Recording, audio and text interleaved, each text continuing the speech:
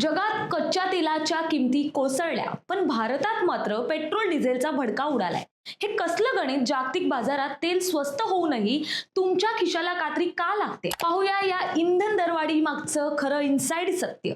नमस्कार, मी प्राची शिरकर. आपण पाहत आहात प्रहार न्यूज लाईव्ह. जागतिक बाजारात ब्रेंट क्रूड ऑइल 5% घसरून $92वर आलंय. पण भारतात पेट्रोल, डिझेल आणि सीएनजीचे दर रोज गगनाला भिडतायत. गेल्या 11 दिवसात तेल कंपन्यांनी तब्बल 4 वेळा पेट्रोल डिझेल महाग केलं. दिल्लीत तर अवघ्या 12 दिवसात सीएनजी 6 रुपयांनी महागले.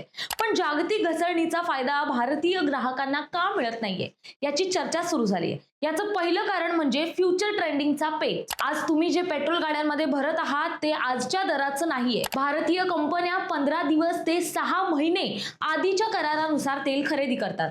ते तेल जहाजातून भारतात येणं आणि त्यावर प्रक्रिया होणं यात मोठा काळ जातो. म्हणजेच आपण आज जुन्या महागड्या तेलाचे पैसे मोजत आहोत. दुसरं गणित आहे इंडियन बास्केटचं. भारत वेगवेगळ्या देशातून स्वीट आणि स्टोअर अशा 2 प्रकारच्या तेलाचं मिश्रण खरेदी करतो. मे 2026 मध्ये हे प्रमाण बदलल्यामुळे जागतिक दरापेक्षा भारताला तेल महाग पडले. 22 मे रोजी जागतिक तेल $100 होतं, तेव्हा भारताला ते $106ला पडत होतं.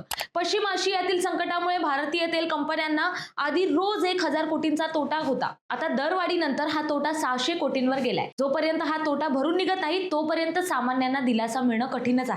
कच्चं तेल कितीही उतरू द्या, जोपर्यंत तेल कंपन्यांची रिकव्हरी संपत नाही तोपर्यंत भारतीय ग्राहकांना स्वस्त इंधनाचं फक्त स्वप्नच पाहावं लागणार.